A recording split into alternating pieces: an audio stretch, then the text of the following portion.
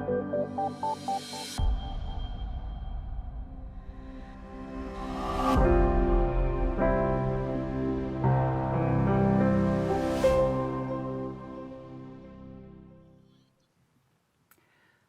and welcome everyone. Today marks the 11th day in this year's All Digital Weeks campaign, with a special focus on how digital literacies and skills affect European life, and this includes how we participate in European democracies, as well as, of course, the very relevant election behaviors, which are upon us very soon. As a matter of fact, today marks 2 weeks until the European Parliament elections, taking place on June 6th to 9th. And what better way to set the tone and get a final prep in than learn about some common propaganda techniques and our cognitive biases that can be used to influence our attitudes and thoughts.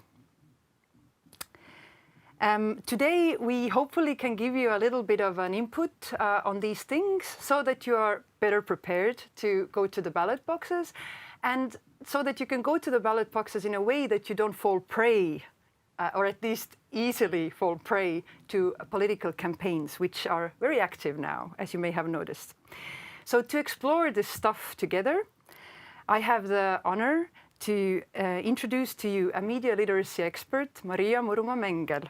And Maria is one of the coolest media studies heroes in Estonia, if I may say so. Aside from her superb teaching talent, she is also known for her tremendous support to different educators in helping them implement critical thinking and media literacies into their daily work with young people. And Maria is affiliated with Tartu University and the Baltic Engagement Center for Combating Information Disorders. So, without further ado, I give you the wonderful Maria. The floor is yours. Thank you very much. You're too kind. Well, big shoes now that I have to fill, and expectations might be high. But hi, everybody. We will be talking today at length about the specific techniques, the specific strategies, the things that we might do and others might do on purpose, but very many things we just do because our gut feeling tells us that this might work. So we will be talking about political communication, but also about communication that takes place, you know, everywhere. I'm doing it right now. I'm trying to persuade you to think that this is an important topic. You should perhaps think about this at a bit, longer time than one might usually do. I work as an associate professor of media studies, so when I'm giving you examples, then keep in mind that my home discipline is sociology and media studies, so that's why I have these kinds of experiences and these kinds of examples. But I will be very, very happy if all throughout today's lecture time, which will take about 45 minutes, you will share your examples. Because I am an Estonian, so that means that most of my examples today come from Estonia. But I think that most of you will recognize these techniques, will recognize these strategies, and you can think of very specific people, politicians, that use these techniques in your countries. And it would be very interesting to learn about these specific cases. So ask questions, share stories, share links, share names that you recognize and you kind of draw your own parallels to. Also, heads up, if this topic interests you, if you find this to be somehow intellectually tasty, then read up. There are many books that, of course, you can read about propaganda and persuasion, but one of them is here on the slides as my suggestion to you as well, that gives you a really good overview of propaganda and persuasion. The other one is a Wikipedia project, and it's wheel or codex of cognitive biases. And I think that first, it's really well designed and it's a really fun tool to go through because there are hundreds of different cognitive biases, the things that our brain does that make us not that rational as human beings. So you can go and click on them as well. I'm sure that the organizers will give you the link somewhere there in the comment section. And really importantly, as I already stated, that my background is in social media studies and I'm an Estonian, so, brace yourself. The examples will be from these fields. But we will take a really critical look at political communication, and we will be kind of like grilling the politicians. But I don't want to be too harsh. I don't want us to think that politicians are evil manipulators, because politicians are doing a really important job and we need them. So, and of course they need us. So these strategies can be used for manipulative behaviors, but they can be really everyday mundane things as well. Why we are talking about these topics? Mostly to make people resilient, to make people face hardships, face the really difficult times that we are living in, because it's not really easy information-wise right now. So much, so different information is out there that it's really hard to really understand, is it true or is it false? What am I supposed to believe? Is this faked?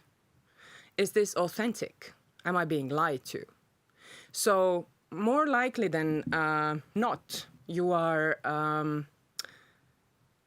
facing a lot of misinformation, disinformation, and malinformation, and we don't want you to break. We want you to handle this. We want you to be ready for this, to face difficult situations and information that can be harmful, that can be really, really disturbing even at times, but not break because of that, but rather, stand back up, deal with it in a way. So to build resilience. My plan for today is pretty bold. I have 10, one might even look at them as suggestions, things that an aspiring politician might want to do. So it can be a playbook, but it can also be a memo, a list for us all to keep in mind when we are acting as citizens.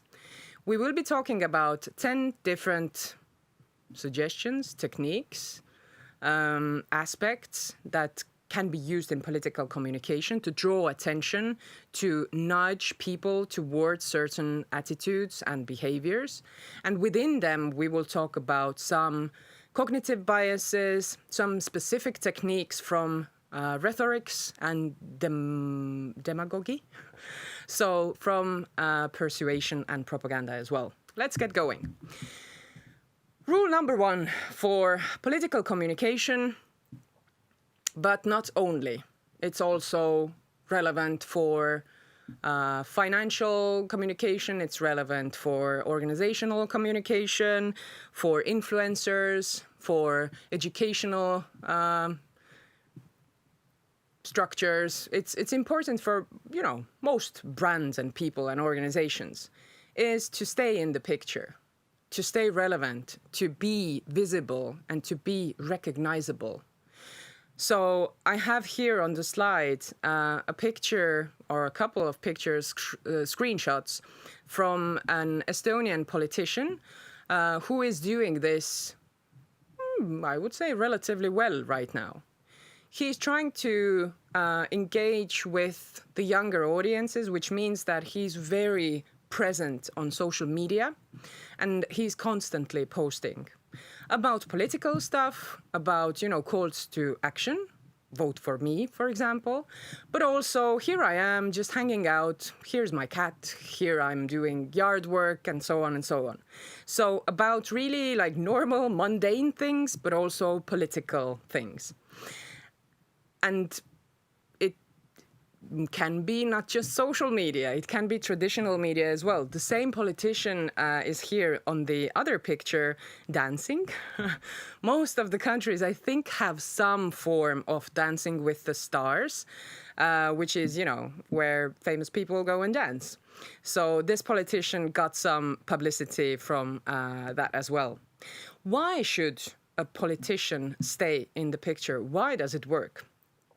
It's because our brains are lazy.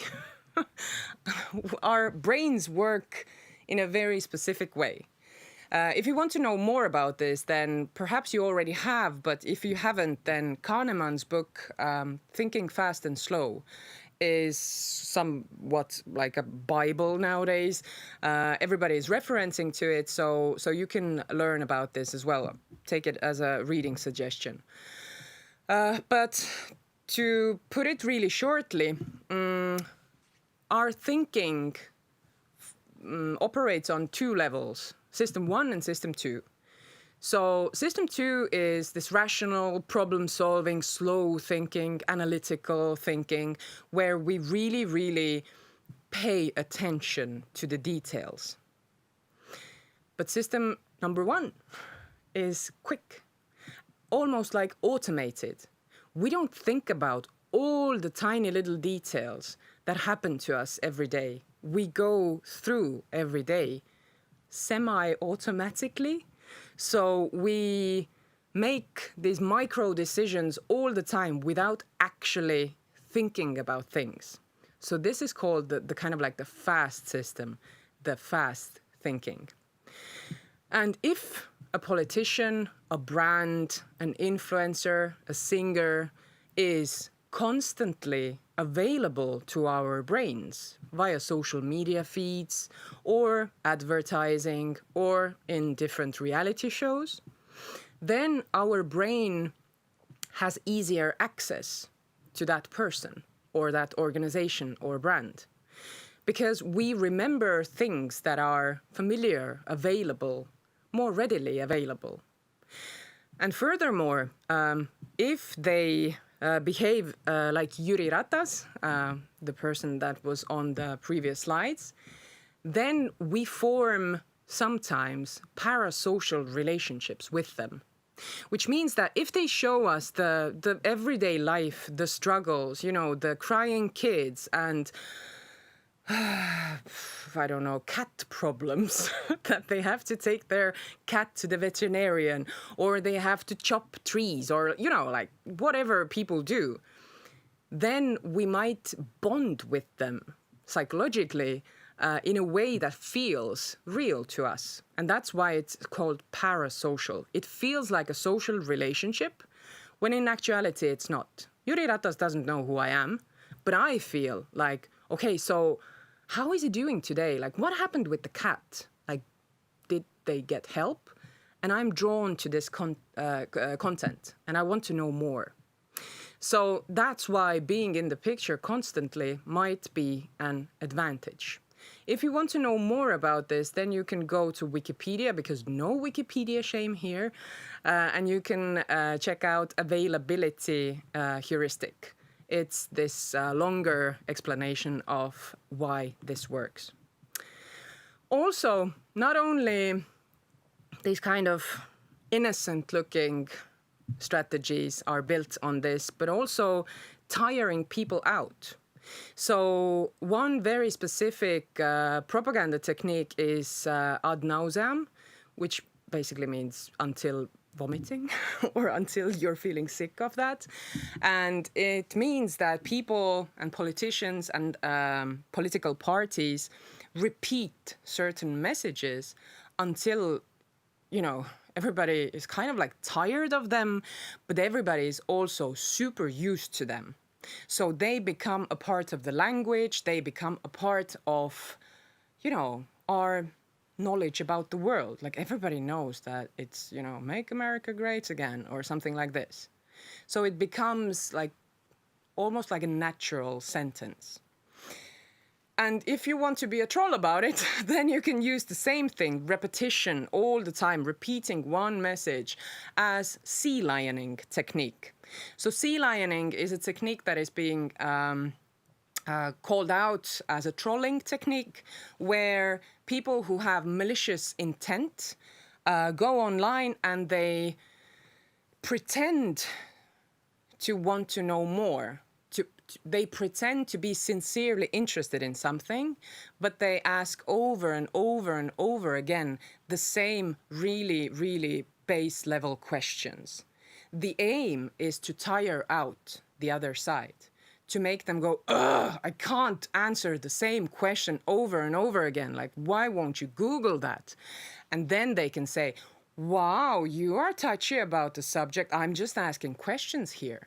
So it's a human denial of service type of attack. And if you want to know more about it, I'm really hopeful that our organizers can also provide the link to online harassment disinformation terms, which is very helpful if you want to know more about that.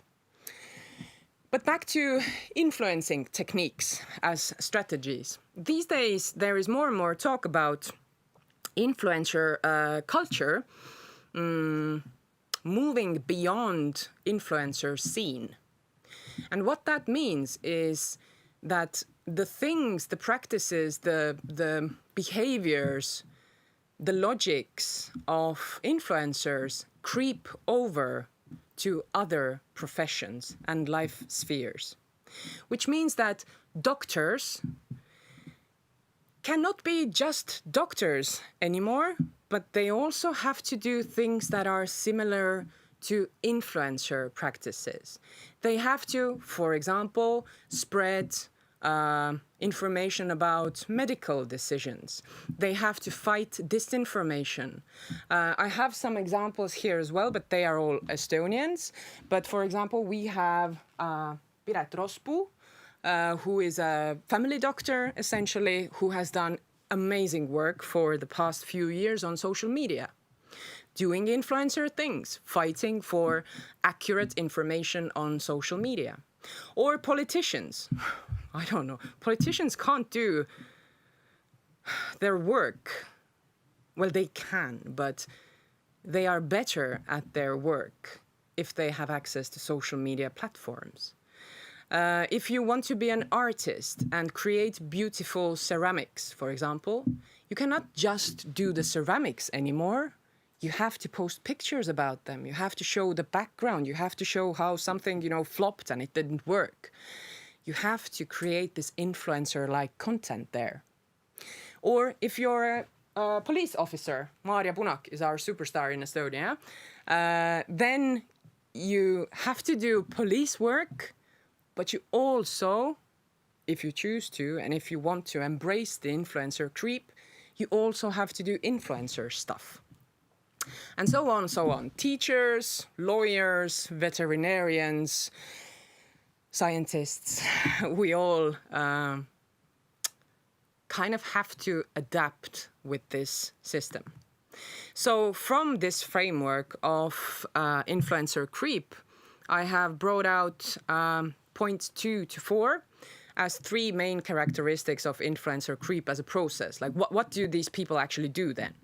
First is that you have to think about yourself as a brand. So you have to keep a consistent look, voice, and availability to you. So you have to be there as a person for promotional content. And promotional is here, it can mean many things, but with politicians, it's especially promotional. And you have to keep this emotionally available and upbeat content creation up across platforms usually. So you have to choose really wisely who do you want as an audience and then go to these platforms. Secondly, here is optimization, which means that you have to be smart about how you use these platforms. You have to know how the algorithms work. You have to know when and why people are using these platforms and who are there, which are the norms there, which are the trends there. You have to keep up with this. And thirdly, from this slide, we don't have to do anything, but if you want to take advantage of the influencer creep, then you have to present an authentic self. You have to look believable, because we don't want fake things. We want authenticity. And authenticity, of course, is this really, really tricky concept because, I don't know, I am not authentic right now. I'm sweating, I'm a bit nervous, I am not my authentic self. I'm putting up a performance for you. Also, if I leave this room and I see my students outside this room, then I'm not authentic to the fullest as well, because I am in a specific role. Then if I leave this building and meet up with my friends, some of them have birthdays coming up, so then I'm once again a piece of my authenticity, but not my full authenticity, because authenticity lies in pieces. But if you want to build up this attention-worthy content, you have to give some forms of authenticity that are really genuine to you.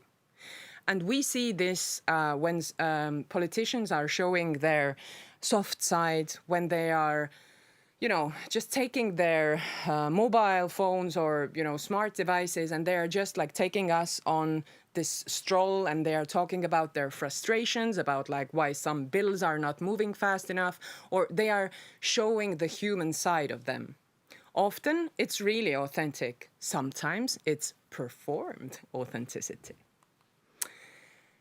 Fifth thing to do is to borrow reputation.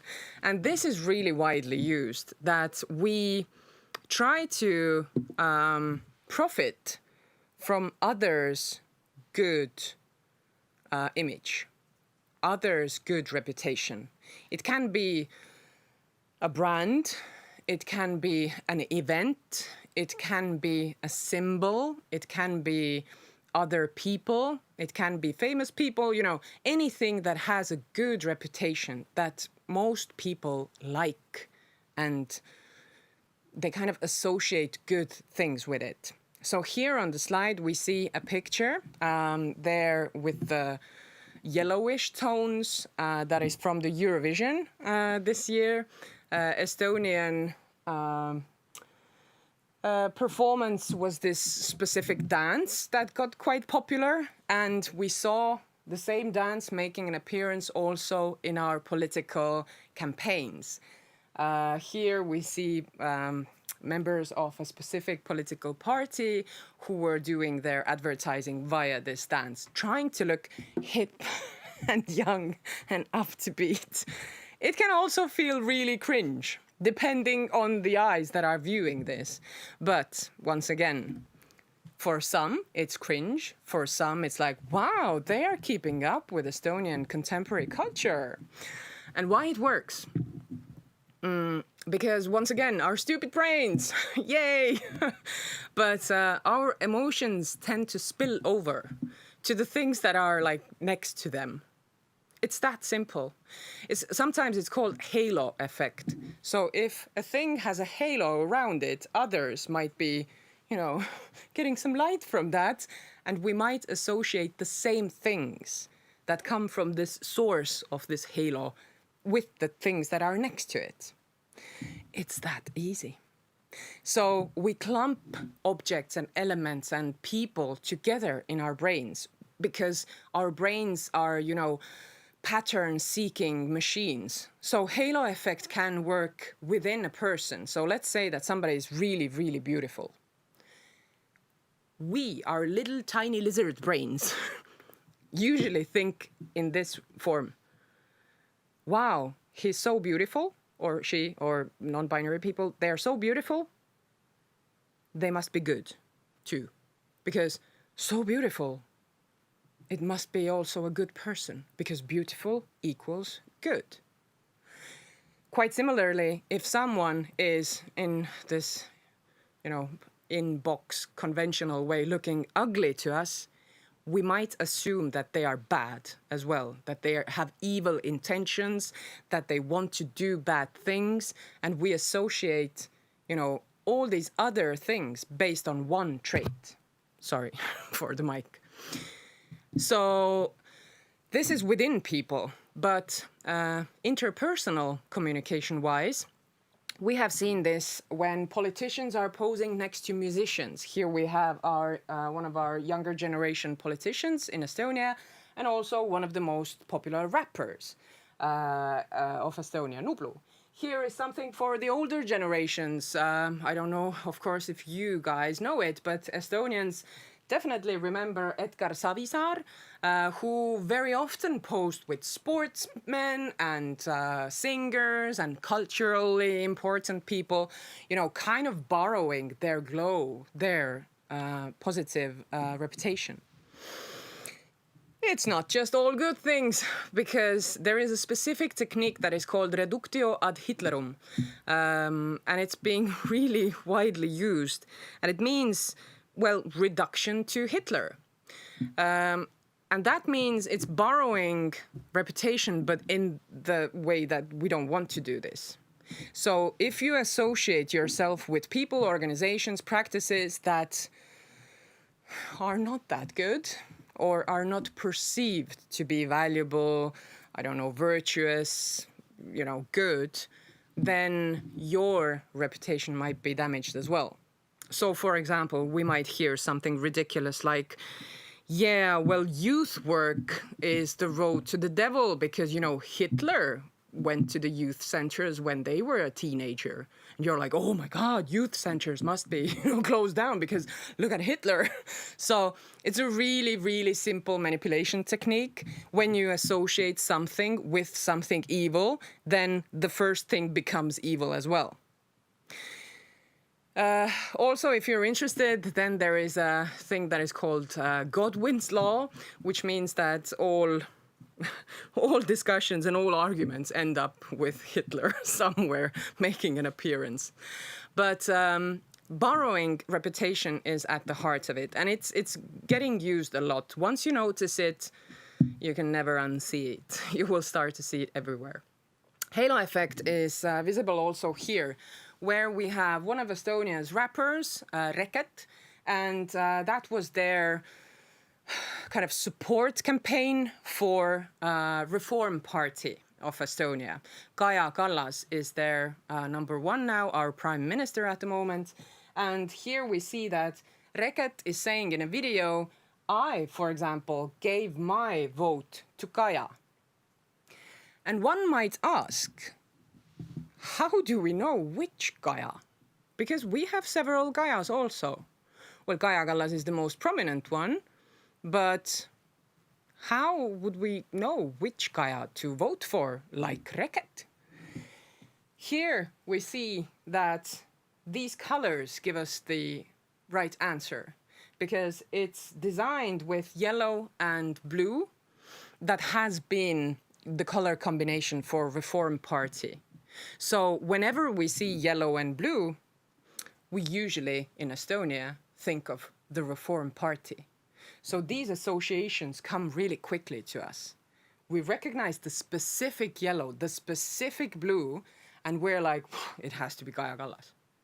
Here we have also a picture of Kaja Kallas as a NAFO-fella, once again with these colors. So use existing associations. It's kind of borrow the reputation sometimes, but also form these associations that are not always that clear. For example, in Estonia, there was this specific paper that came out that was for European Parliament elections, and it's called Free Echo. But Kaja is echo.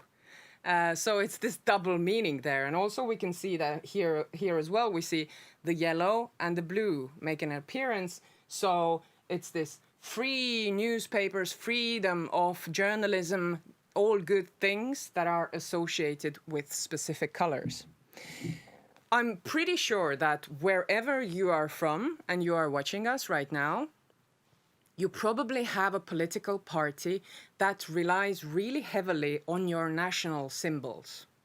that uses the flag colors, the national bird, the national flower, you know, all of these things that are kind of inherent to a culture that people recognize wherever they see them. I'm pretty sure that you have them. You can share them in the comments section, so we will all take a look at them. But in Estonia also, we have a conservative party that has kind of, you know, taken over the national symbols, because national symbols usually feel really warm and fuzzy. We like them. Like, we care about these colors, these flowers, these birds. We recognize them everywhere. And if you can make these associated with you, you might benefit from that. You might also lose from it, because up until very recently, it was seen as bad form to kind of like take the national symbols and make them a part of a specific party. But these days, it's a really common practice. Americans are really good at that. So you probably recognize some, you know, bald eagles and America kind of stars and stripe things. Why it works is that, once again, the spillover. So if we see our national things, we're like, they must be nationally minded. They must stand for us Estonians, you Poles, you know, whatever. And we are in a hurry. We don't have time to reflect constantly, so we make these really quick decisions, as we talked before.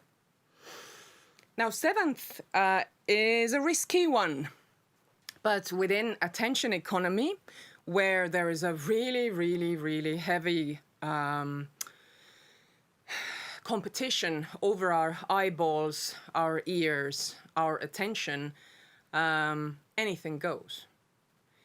Because this kind of like a tiny thing that has very little to do with actual politics can make a political career, can make people recognize you. So if I say politicians and haircuts, you probably have a couple of people coming to mind, and I would be actually really interested. If I say politicians and weird haircuts, who do you think of? I have one very specific guy here, an Estonian politician, who went all in with the weird haircuts, Rain Epler, and who did this for the sake of attention, and it worked so well, because it was kind of ironic, it was kind of on purpose, and it was outrageous. So not many Estonian politicians end up, you know, in Politico. I'm not sure if that's what you actually want to as a serious politician, like in this context, but attention he got, and political capital he got. Being different, why it works is also kind of has to do with our lizard brain once again, our really beautiful, magnificent, biased brain. Because if something is out of the norm, if it's deviating from how everything always is, then we turn our attention to it, because it might be a threat or opportunity, but mostly a threat. Because, you know, if you're a caveman and you're just walking around within the neighborhood of your cave, then you're like, yeah, that's a bush, that's a bush, that's a bush. And if you see stripes, something different from the foliage, then you run, because you instantly recognize the different thing. So something that is really different, it draws our attention in. And we deem it more important. We tune our brains in at these moments. So attention economy is built on this logic. Whatever necessary, whatever gets the people's attention, drama, fights, outrageous quotes, you know, politicians in bathing suits, politicians in scandals, it's all about getting them eyeballs on you. And here I have once again a reference to a Wikipedia article that you can check out, but I just want to for a second, turn your attention to shame-celebrities. It's a really fun concept. And I think that within politics and political systems, it has a lot of potential. Let's say it like that. Because within this outrageous attention economy, you are bound to, cross some really serious lines. That means that you have to apologize from time to time. And you have to be like, I was wrong. I have learned from my mistakes. I'm ready to move on. I can coach people on my mistakes now. $200 an hour, please. And you can kind of like take profit from this. So every time that you do something outrageous, a cycle of shame kind of follows. So you mess up, you apologize, you learn from it, you grow as a person, you swear to never look back, you give out a book about how you messed up and grew as a person, you give out a workbook perhaps, or something like this. You profit from it, then you do something outrageous once again, you apologize, and so the cycle of shame kind of goes like that. And from political viewpoint, it works kind of the similar way. 8 and 9 has to do with gender stereotypes. So right now, gender is a topic that is really explosive. So we will not have time to go into all of the details. But because of our fast deciding brains, stereotypes are really important. And we feel more comfortable with things that seem familiar to us. If women look like women and men look like men, and women behave like women and men behave like men, we feel more at ease. If my brain has to do extra work and figure out like, but what are you? And why are you behaving in a way that is not recognizable to me? If I have to put in extra work, you become a problem to my brain. So that's why we kind of forgive more, we turn to the recognizable. And that's why we also see that female politicians very often rely on looking good, beautiful, posting outfit of the day type of stuff, or just like looking really good. And men, on the other side, are not valued because they are so beautiful, although sometimes being a beautiful man or a handsome man is also a plus. But mostly men have to be something else, right? We expect the men politicians to be something different, forceful with the mewing. They have to be this masculine, strong, they have to be able to lift the log and the weights and do all of these really masculine things, because then we trust our governments, then we trust our states with them, because they express the stereotypical, easy to understand masculinity. I'm not saying that it's right, but that's just how it works. Also, with older generations and within America, United States especially, we see a lot of like trying to prove that you're still a vital person, that you can still run and your hips work and you are still alive and can move in really rapid pace. Because if you look at American rallies, political rallies, then very often running to the stage is like a key element there. And once you start to zoom into this and recognize this, it looks freaking ridiculous because why would you run there? But it's super important to show yourself, to depict yourself as this vital person who still has it. I can run, my hips are working just fine and my knees are not giving in, so give me your country. Or, dancing, doing these little dancing moves, showing that you're one of the people. You too can dance. You too have no rhythm. And why it works is our brain wants to make shortcuts. To believe that they are like this and they are like that, and all are like and all are like So gender stereotypes especially are these really quick stereotypes, these really quick shortcuts into, they are like a real man, they are like a real woman, and I know what to expect from them. Completely unjust and very discriminative, but that's how our brain works. That's also why we see so many like fashion pieces about female politicians, women politicians, and their clothing, but not that much about men and their ties, for example, because looking good is a part of the female repertoire in people's brains. And finally, we are good and we will win. But they are bad and they will lose. And also, we have the majority. Don't you worry about that. I'm feeling like dictator here. But it's that simple. It's us and them. That's like the ground level of all manipulation techniques. We have the righteousness, we have the divine, we have agreement of the majority, and you have to come with us. Because otherwise you will be with them, with the demons, with the ones that will lose. And that's not really good for you.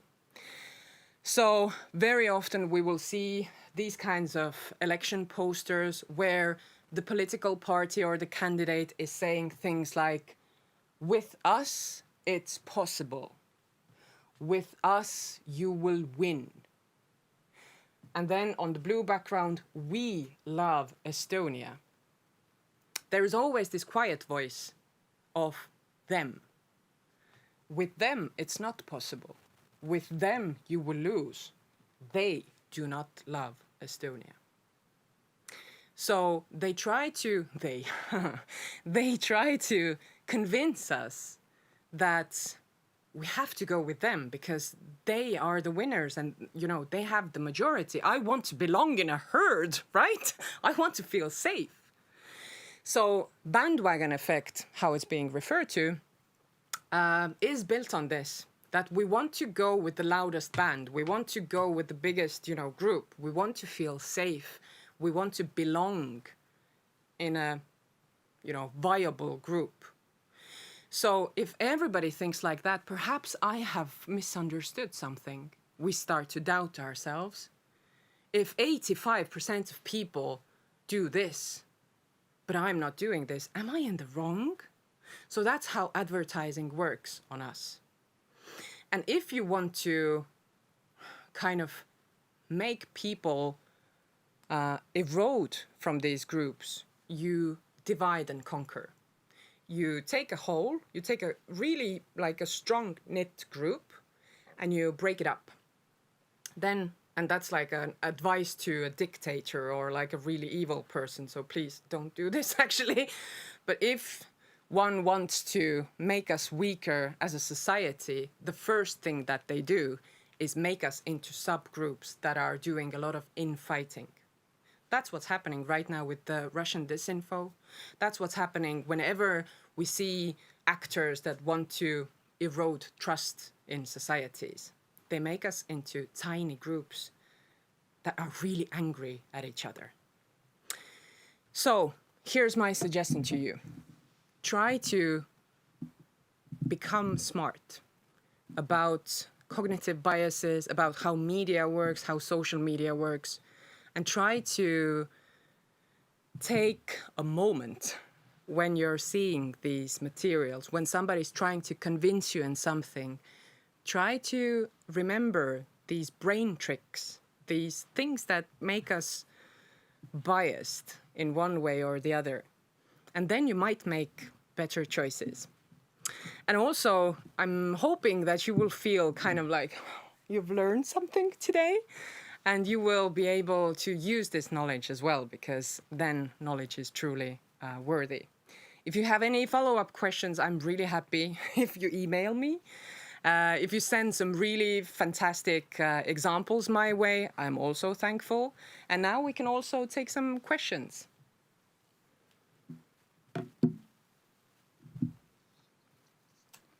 So this is so great. Thank you so much, Maria. I surely learned a lot. I hope the audiences did learn as well. Just a few practical things I will mention, that the slides that Maria used today will be available on our participation resource pool.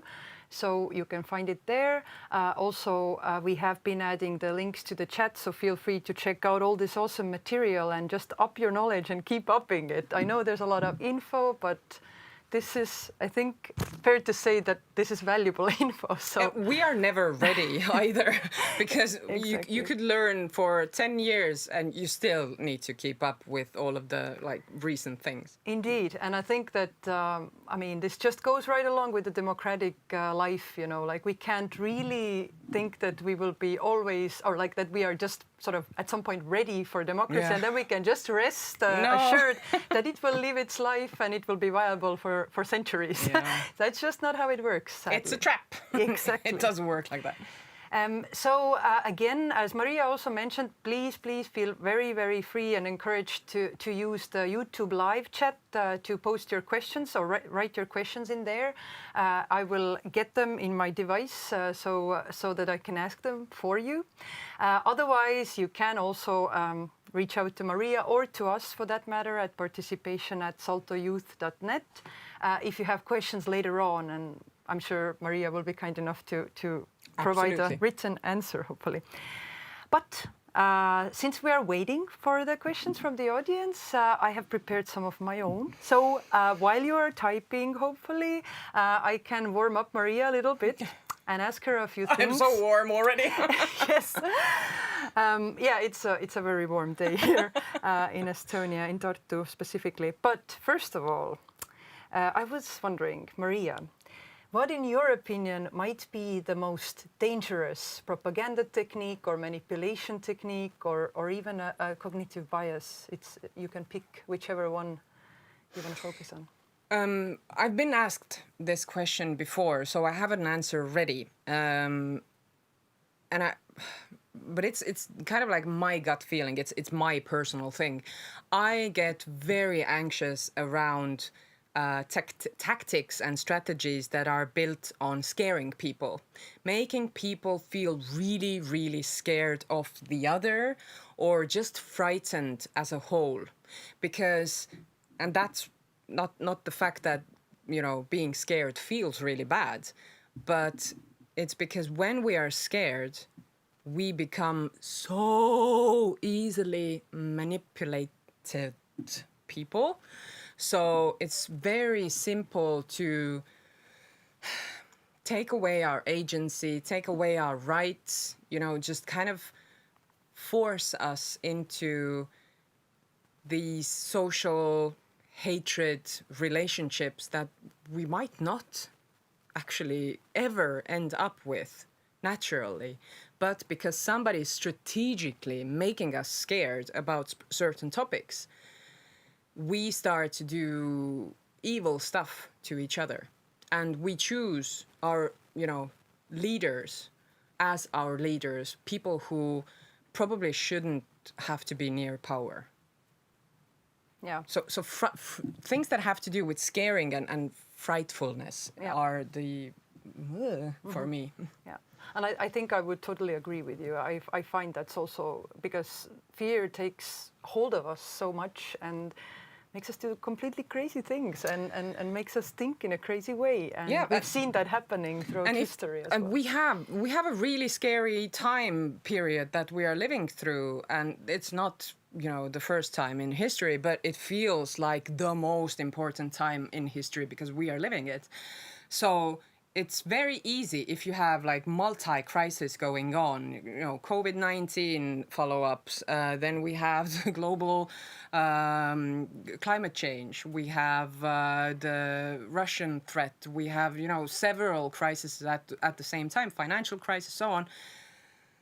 So then, if somebody shows up and tells us, hey, you there, I don't know, camera number 2, hey, you there, I have solutions for you. Pick me, choose me, vote for me. I know you're scared. I will take the, you know, feeling of scared away from you. and I will punish the bad ones. I know who the bad ones are. And then everything will be okay. If we have a charismatic leader that can just do that, yeah, we follow them because we want people to tell us how life is going to be and tell us that there are solutions and easy solutions. Yay, we like easy solutions. But, you know, increasingly complex life, easy solutions are really, really, really not happening anymore. Yeah, I think that's one of those easy red flags, right? If something is too simplistic Yep. or too simple, that should raise some Yep. suspicion. So that's something to at least take into account. Okay, but I will not give you much peace because I'm going to crank it up even more. And let's talk a little bit about the AI. I mean, it's a hot topic. We all hear it ad nauseum. But I was just wondering, what is your opinion or viewpoint on it? Like, do you think the threats that we keep hearing about, the AI threats to politics and elections, is it overestimated? Are we overreacting? Or is it rather the opposite, that we are underestimating this kind of threat? Like, it's just partly, totally, I'm asking for your personal take on it. But of course, if you have more info about it, feel free to elaborate as well. First, it has elements of media panic, techno panic, you know, this kind of worry, moral panic even. What's going to happen to humanity? Why won't somebody think of the kids and all of that kind of stuff? So we have to keep calm in this way. Jobs are not going away right now, but slowly, yeah. Some jobs are going to go extinct, but that also has always happened. We don't have anymore the people who throw stones at your window to wake you up, or the milkmen are gone. Cowboys, probably not that needed anymore. It's just how humanity and professions evolve in a sense. So obviously some jobs are going to not be in demand, but it's a slow change, and that's what I also fear. I think that when things are moving super slow into our daily practices, we might not notice the point where we are giving away something really important. So with AI, large language model tools, mostly, not AI, right? Let's keep it terminologically accurate. We might use these tools because we are in a hurry. Students very often say that they have used ChatGPT or whatever because they were in a hurry and they wanted to, hand in their paper or something like this.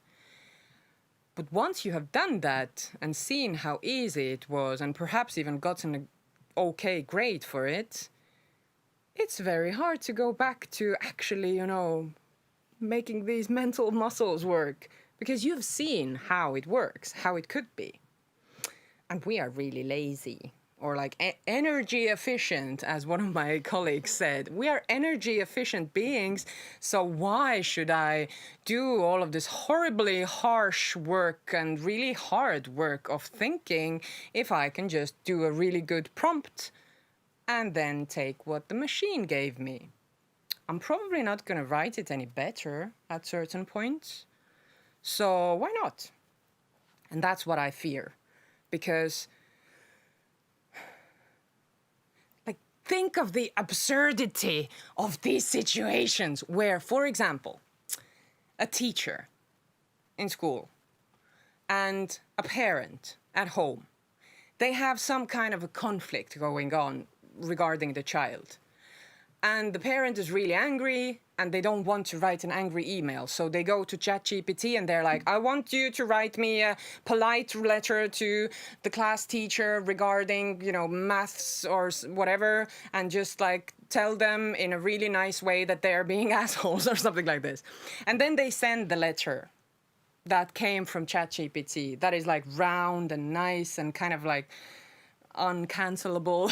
So it's this non-text. It's this really round, what's the new, what's the next word should be? And then the teacher gets the email and they're like, so they have a problem. I've always known that there's trouble. And then they don't want to get all carried away with the emotions and go to ChatGPT and get the machine to write you an email. Write me a nice email as an answer to this. Copy, paste. And then you will have this back and forth of non-communication that has no meaning, actually, that has no effort that human connections usually take. So what is this then? Or, like, from my field of work, scientists are admitting that they are using ChatGPT and the likes for project writing. So, can you imagine 10,000 scientists admitting 10,000 project proposals, increasing the number of proposals because it's so easy to write me an Euro project on the topic of this and that. Put it, like, give it a catchy name. Please, a financial plan, considering that this is the money that we have and blah, blah, blah. So you can do this, and then you will have 10,000 machine-generated project proposals that first humans have to sift through, but very quickly it will be, because it's super hard to get reviewers, the machines are going to choose the best project. And then we as scientists have to do the best project. I don't want to do that. Like, I don't want to be the person who does what the, large language model has told me to do. Like, I don't want to do this. I don't want to give the creation away. And I think that this is the main thing that we're going to lose. Yeah, exactly. That's a very good point, and a very good plot for a new sci-fi movie, I find, actually. So someone should be all up on this one. Please. No, that's a joke, but yeah, indeed, I think it's really like the era has arrived where we have to wake ourselves up and really start asking and answering the question, what is it that matters? What is it that we want? What is it that actually is high up in the hierarchy of our values? And why are we doing communication that a machine can do? Like, for example, lots of social media managers are using large language models for social media content creation. I would ask, like, why would you do that? Why would you participate in the noise making if a machine can do it? Like, do you really have that valuable things to say then? Not to be too critical, but sometimes perhaps the answer is no. We don't have to publish that. Yeah, exactly. It works the other way as well, right? It goes a long way to realize that, well, what are all the weird behaviors we engage in and have engaged in before the AI or these machines that maybe are not actually as relevant or as valuable, right? But on the other hand, like, let's continue with the teacher idea. Say that you are teaching second graders how to calculate, like, 2 + 2 type of things. A bit harder than 2 + 2. But say that you have 20 children in your class and you know what they're into. One is really into, like, horses, one likes K-pop, one likes Minecraft, one likes, I don't know, skibidi toilets, whatever they like, sorry. So each of them has their own interest, and perhaps using ChatGPT to create specific kind of like text what's the text exercise? Like tasks for them, like 2 Minecraft creepers got together with blah, blah, blah. These kinds of real interest-based, problem-based learning situations. That could work so well. And I couldn't come up with this. Like, I would need hours. But using large language models, I could just insert, give me 20 different calculation tasks for 20 different children that have these interests. And it's that simple. It's like minutes. Yeah, exactly. There are indeed things we could delegate to the machine. Okay, we have another question here. So this is a good one. if you meet people that are clearly affected by some bad propaganda, is there a good way to start a conversation with them to change their mind? Ask questions. Because if you go and have chats with people saying that you're wrong, change your mind, you stupid, it never works. So changing minds is not that easy, actually, because you have to have some power over them. You have to be important enough to these people that they would listen, and they will not listen to somebody that, you know, holds no value for them. So if you're a friend to someone who believes in ridiculous things like conspiracy theories or something, it's a long process. And it never begins with, you're stupid, stop believing this. But rather it's asking questions. Where did you find it? Can we look at it together? Why do you believe it? Have you seen any different opinions? Who is this guy who is saying this? Can we do a background check? Like, I'm really scared of the end times too. Like, I'm super anxious all the time. I would love to have a this evil person to look at. So seek common ground with people that you care about, of course. Like strangers, perhaps not worth that much effort, but people that you really care about, please, yes. And ask questions, because very often people will then notice the contradictions and notice the things that actually bother them better. Mm-hmm.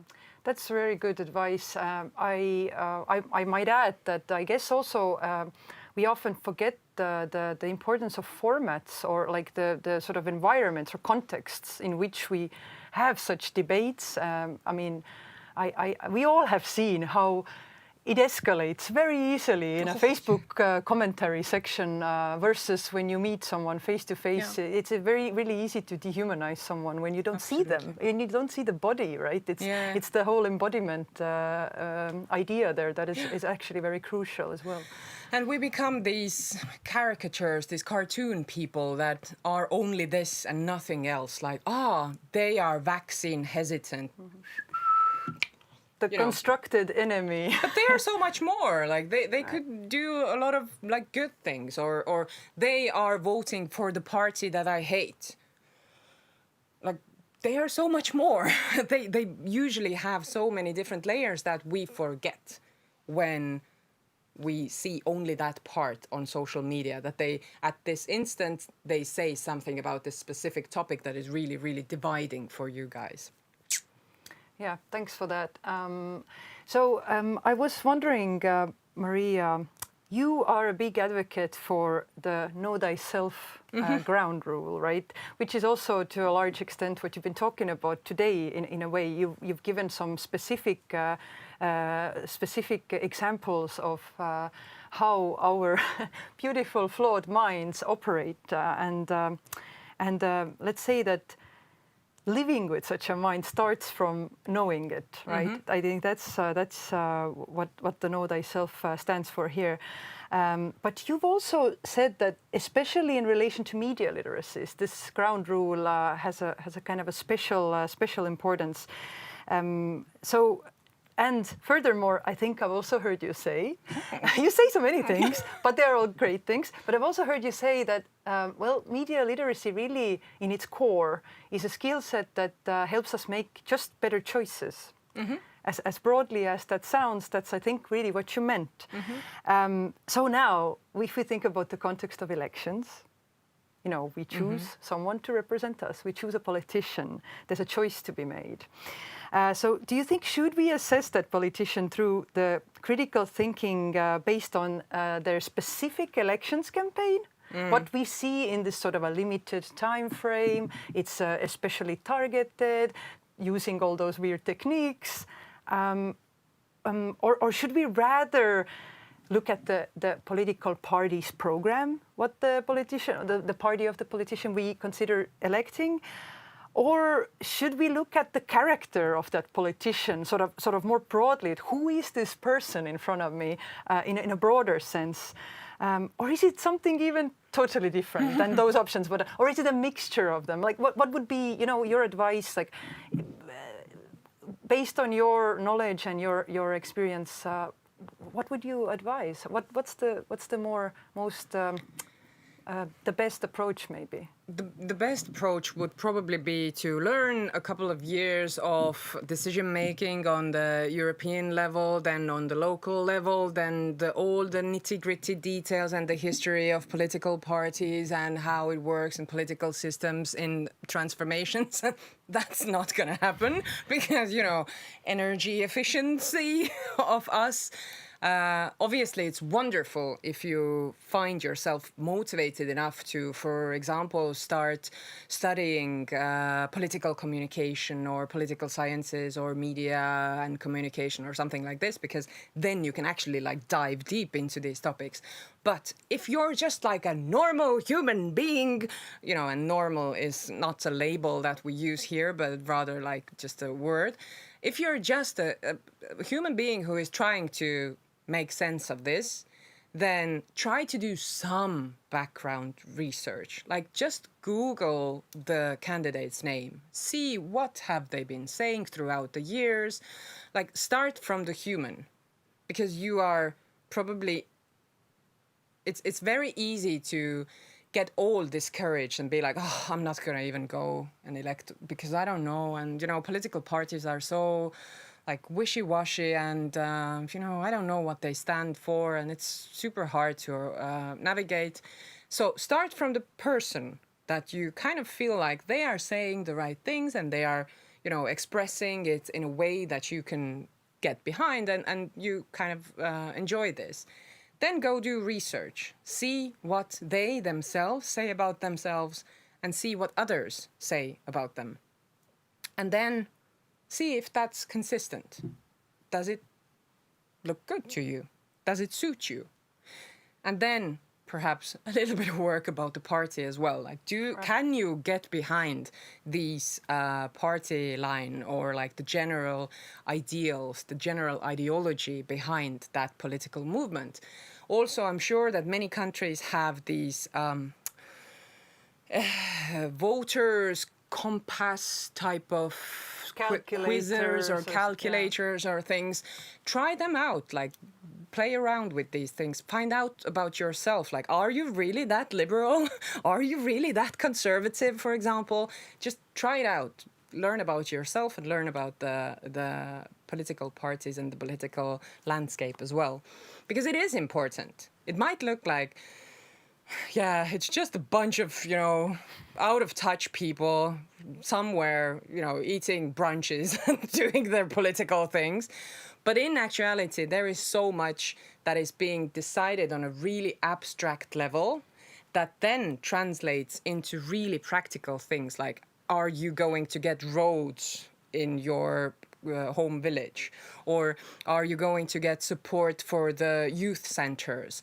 Is democracy being valued even? Are we going to fight disinformation? Is it going to be at the cost of freedom of speech? All of these abstract but really practical things come from the European Parliament. So we better take this seriously. Thanks for that advice. I think it could be helpful for some of us, for sure.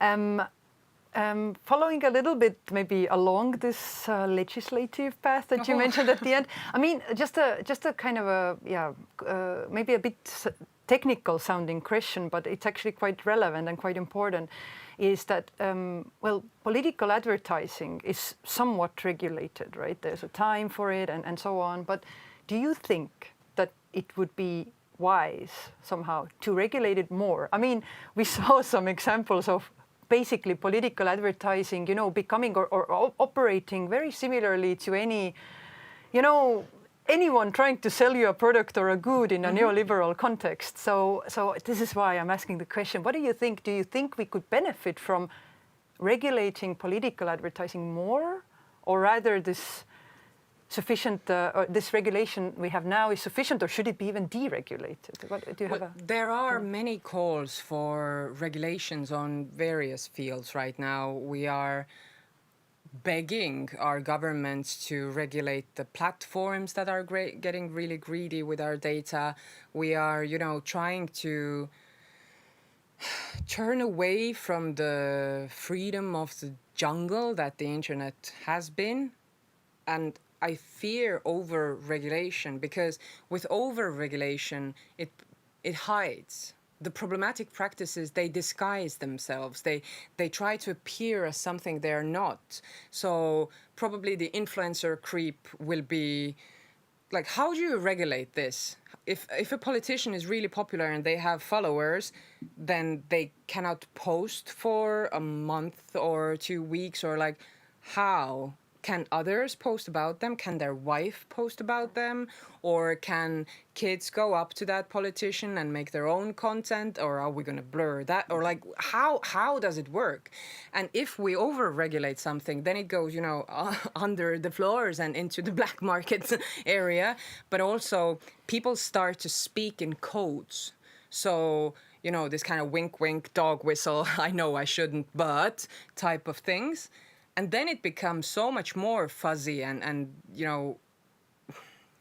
unrecognizable even, and thus harder to analyze, harder to recognize it, to even like put your analytical mind at work there.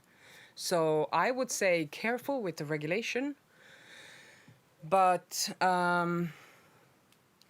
loud as audiences, because we can ask all sorts of like difficult questions, and we can do the self-regulation part, the social norm building. Like, that's what we're supposed to do also in online spaces, also with politicians. Yeah, very, very, very good. Good example of that something that seems fairly simple on the surface actually runs very deep. It's not simple at all, right? To regulate or not, Yeah. it's a very complex question these days. Okay, I want to trigger you a little bit on social media. Okay, thank you. So I hope you will go on. along with my manipulation. But social media, I mean, off the top of the head, we tend to sort of think about it in this pleasure outrage axis, right? It seems to operate along that axis. Things either, whatever content we see, it either gives us some kind of pleasure or gratification, or just a feeling of fun, or anger, or outrage, right? That those two sort of things, and then we are totally like angered, outraged, and then we activate in social media. So I'm just wondering, what do you think? Has this fact that a lot of the political debates have moved into social media spaces, like, can they really be deep and meaningful? And I mean, or basically my question is, I sometimes get this subjective feeling that the sort of the life has been sucked out of political debates. Like, I wish we could more go into the things that the meat on the bones, not just look at dance videos of politicians. So I feel that this superficiality kind of bores me. But superficiality is also the safest option, because you don't get cancelled, you don't get called out, you don't get kind of like the loud headlines of, you can't imagine what this politician said, and these kinds of things that are taken out of context very often, right? So, journalistic practices perhaps need to update themselves as well. But, so it's so much easier to be this blah blah generator than to actually focus and think about like the hard cuts and the kind of like, where do the resources come from, where do we take away, what can we do, what is the value behind all of this, because it instantly becomes this kind of polarized, you said it like that, I can't agree with you on anything now. So perhaps this, and also because social media is a public sphere, but perhaps we should be more trigger happy with the moderation practices. Nina Jankovic, who is a person that has written and also lived through lots of malicious info operations against her and troll attacks, she has said, for example, that your social media page is not a democracy. And that has stuck with me, because if you have started the debate and you get a wave of sea lions that try to kind of like move it away to another direction, and if you allow them to do that, then that's not your space anymore. That's not your discussion anymore. So perhaps we could be more, open with silencing people. I know this is a problematic thing, hashtag cancel Maria Murumaa-Mengel, but you don't have to let people rant and ramble on your page. They have their own pages for that. You're not silencing them. You are directing them towards their own spaces. So, and I'm not saying that you should delete everything that goes, against your opinion, but if someone is being mean and aggressive and threatening and trying to just like scare people into, admitting something or silencing this discussion, then you can silence them as well. Even if you're a politician, I would say. Right. Problematic, I know. Problematic is the hashtag problematic, But we are really running out of time now. I mean, it's been a pleasure to discuss with you. I mean, I can't let this go. I can't let this end without asking you, and I will need a very short answer. One sentence, impossible mission for you. What gives you hope, Maria? Why should we be optimistic about our futures? Look at the internet. There is so much cool stuff happening. People coming together, people like figuring stuff out and making connections and starting movements. It's not just bad things. It's so many wonderful things. And I think that at the core, we can do it. It might take some time, but we can do it. Yes. Exactly. And I also think that it's also okay to be to not maybe punish each other for every little slip. We are human after all. So that's what you said, right? We opt out for the dance video because it's safe, because we're afraid of each other. I mean, that's a bit absurd. Social cooling. Yeah. That's what we should be scared of as well. Yeah. So let's be a little kind once in a while at least, but critically. Anyway, okay. Thanks so much, Maria. I mean, as always, it's a pleasure to listen to you, and it's even a bigger pleasure to be in conversation with you. So thank you for that. We managed to, I think, answer the questions that we got, but again, feel free to reach out to us if you have more. Otherwise, thanks a million for taking part of this webinar. I trust that everyone joins me again in extending the gratitude to Maria. And I really hope we are all better prepared for the voting action now. So please do go and vote and give it a little think before you make that choice. And also check out the other All Digital Week's events. There might be more interesting stuff there. And stay sharp.